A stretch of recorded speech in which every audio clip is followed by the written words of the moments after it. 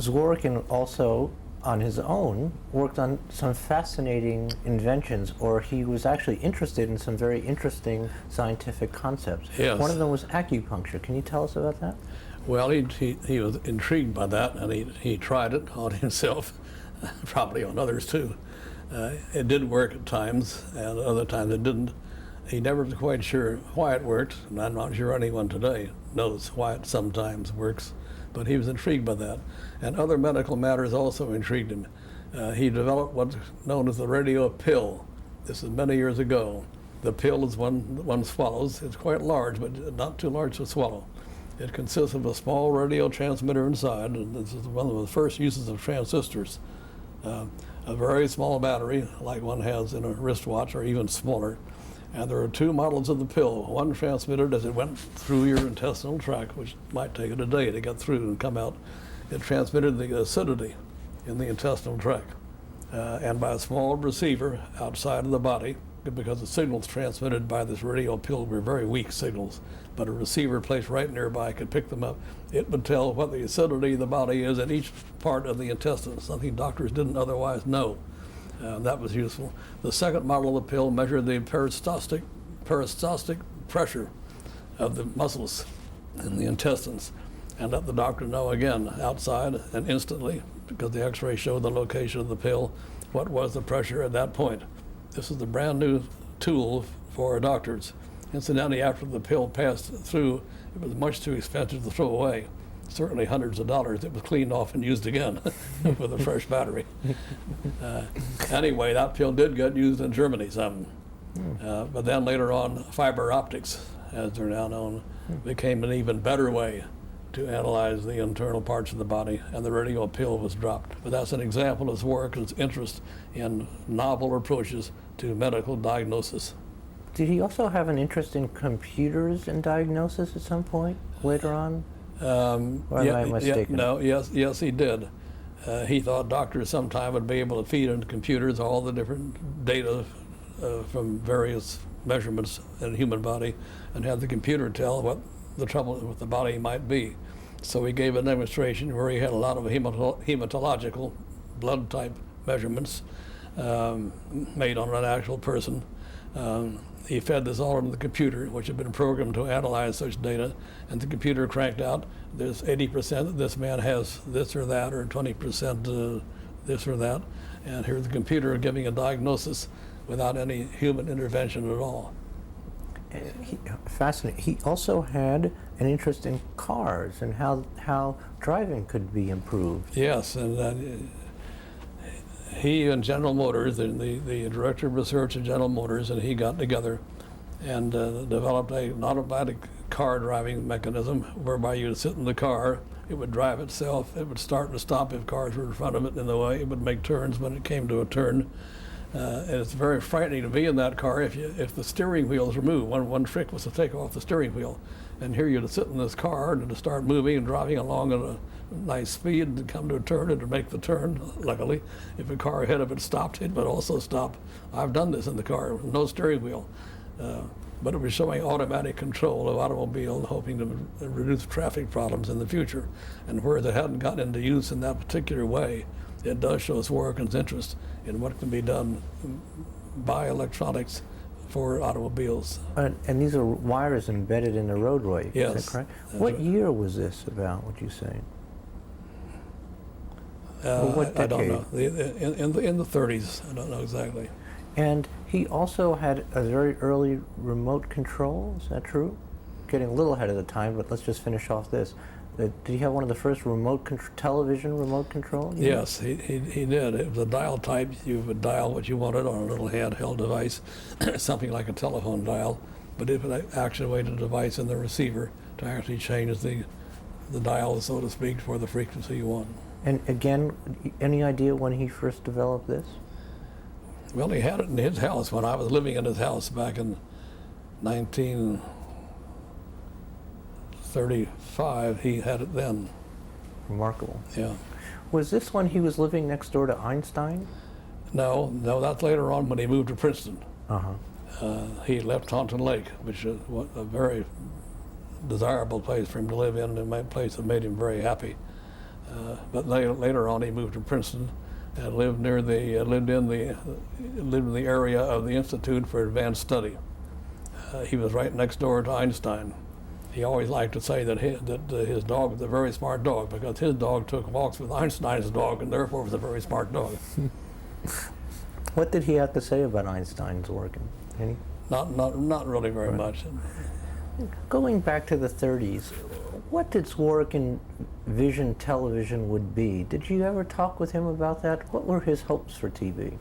I didn't talk to him about the social impact of TV. I wish I had now, although he didn't think really, I think, very much about that. He was interested always in the technical aspects, the performance aspect technically, and not so much in the social implication of television. Do you think Dr. Sarnoff was aware from the start of the social implications of television? Yes, I'm sure he was. He's probably a bit disappointed in what has happened since then, some good and some bad. It reminds me of a comment by George Brown, one of our top TV scientists. He helped work on the development of color television, and he said at the end of his book, "I'm glad to have played a part in the development of color television. Color is required for some programs that have beautiful colors, tennis and golf and so forth. They're much more beautiful in color than in black and white. But many programs should be in black and white, and most programs should be in black." Now, when you were transferred to the TV unit or working on television development, what exactly were you doing at that point? Well, I had charge of the development of television transmitters, not receivers, but transmitters. That meant I also had charge of installing the equipment on top of the Empire State Building, which is a fascinating place in which to work. My office was on the 85th floor. That's the highest office in the world. But it didn't affect my salary at all, so it didn't do much good. And putting the antenna on the very tip top, which is nothing but a flat sheet of stainless steel when we first went up there, which you entered by means of a trap door. And the trick was not to get blown off, but a very fascinating place in which to work. Were you scared? Not especially, no. I don't mind heights. Didn't mind that. And you could look down and see nothing, though. Way down, yes. Right. A lot of people wouldn't dare open the trap door and go up. They were scared and they wouldn't go through the trap door. Wasn't there a group of people that became known that would hang from the weather vane? Was that called the Top Notchers? Well, the Nut Club, yes. Yes, I remember that. Congratulations, you were a member of the Nut Club. Also, some of us flew paper airplanes off the top, and on windy days, the plane, of course, would go very far because of the wind. One of my planes, followed by binoculars, went all the way to Brooklyn, across the East River. Was that about the best one? Well, the best I know of. But So here are all some of the top scientists of the world flying paper airplanes off the top of the Empire State Building. Well, it gave them a little variety in their interest. When did the transmitter start transmitting from the top of the Empire State Building? I have to guess at that, but about 1932, 33. An electronic signal, an all-electronic signal? Yes. Oh yeah. We did have a flying spot mechanical scanner there for a while, but very quickly replaced by the electronic. Who was picking up these signals around 1932? A few receivers that we have placed around in important locations, our important homes around New York. One receiver placed in Bernard Baruch's house was important because he invited a number of important friends to come in to see television for the first time. They were flabbergasted, but they would come, of course, if Bernard Baruch invited them, and they did come. I was there. I put on the demonstration. And these are some of the top industrialists of the country, and they were flabbergasted. What would they see? In that case, we merely had somebody down to the Empire State Building acting as though they were actresses. They weren't high-grade actresses, but they could see that they actually were, without doubt, watching people elsewhere, that it wasn't a fake. It served its purpose. Were there suspicions that it was a fake? I wouldn't be surprised if some of them entered the room thinking that, but they didn't leave the room thinking that. And the actor would simply stand and talk before the lights? Talk or spoke or move or something, just enough to show that it was genuine, that he was doing something in front of a camera. Now, the person had to stand under very hot light. Very hot light, yes. Yeah. One problem with follow Farnsworth's invention of one aspect of television, and he does have a patent of some value, whereas practically all the other patents in the world belong to RCA on television. But his system required about 100 times more light than the let's call it the Zworykin method. So hot that people couldn't stand it more than a few fraction of a minute. The finish on the outside of musical instruments was starting to boil off. That was impractical. Too much light, too much heat. You want to take some water? Yeah. Yeah.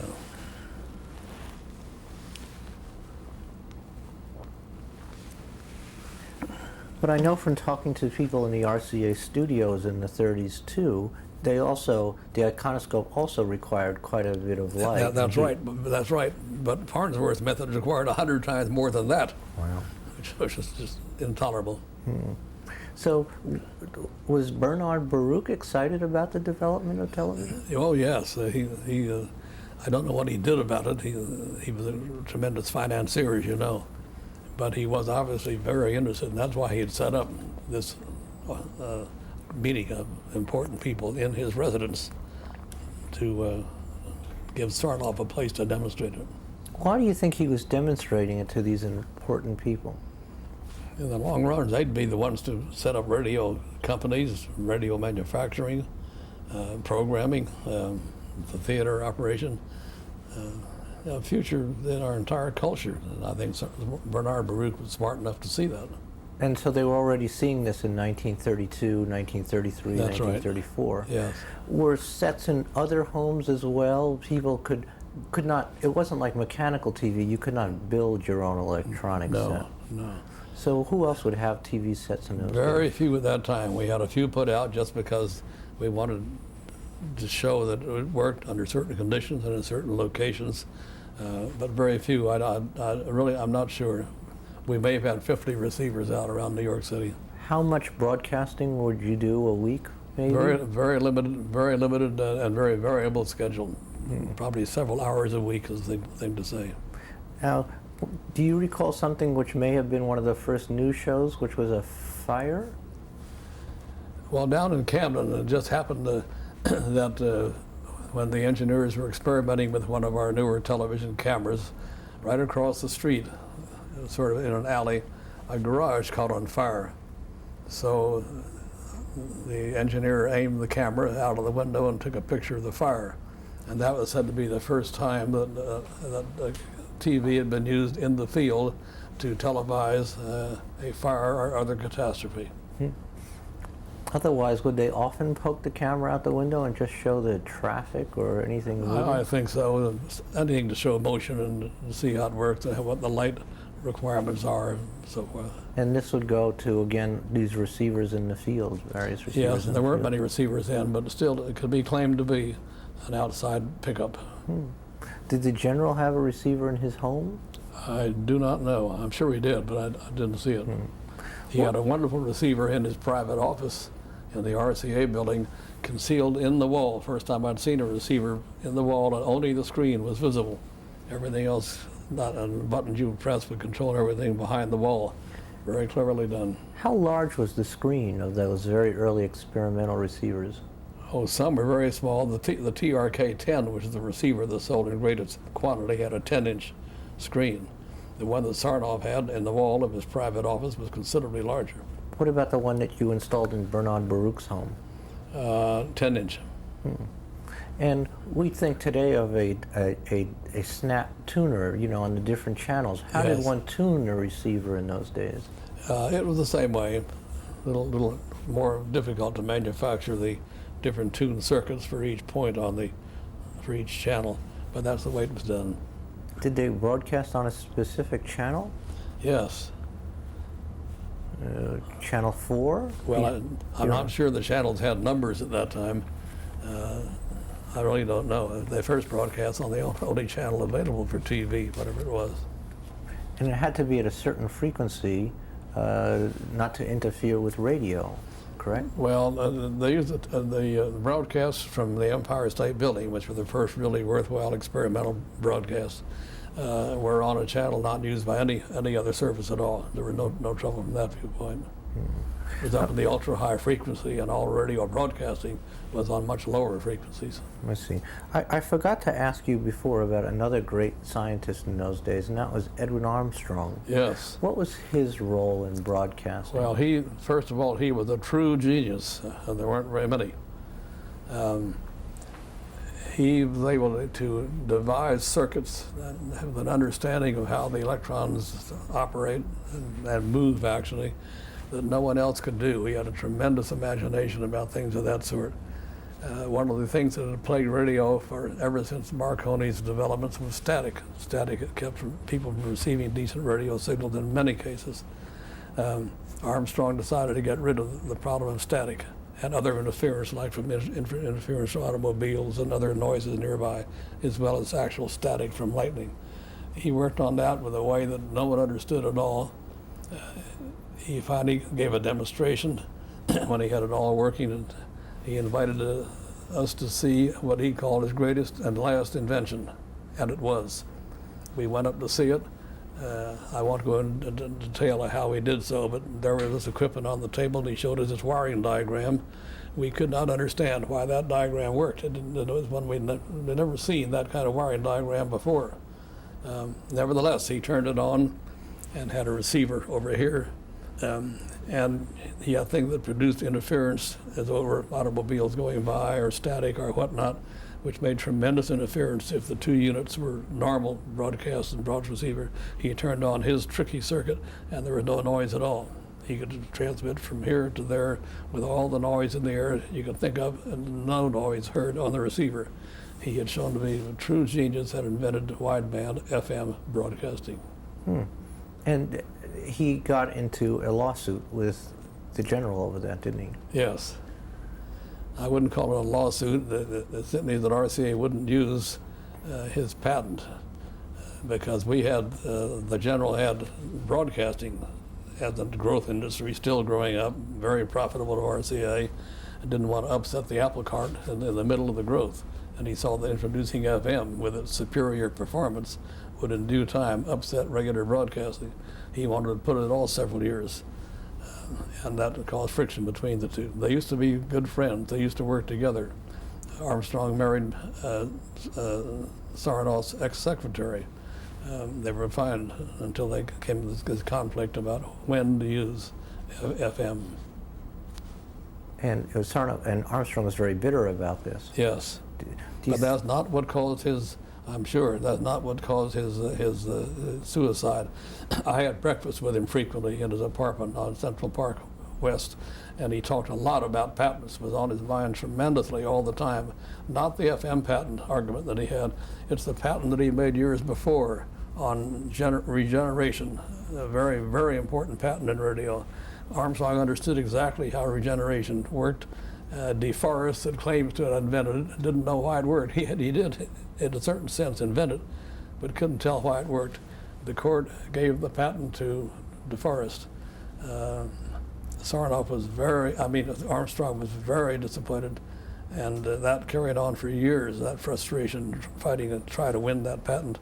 I think his suicide was caused much more to the regenerated patent trouble than the FM patent trouble with RCA. Now we talk about the regenerative patent. This is actually the first radio tube.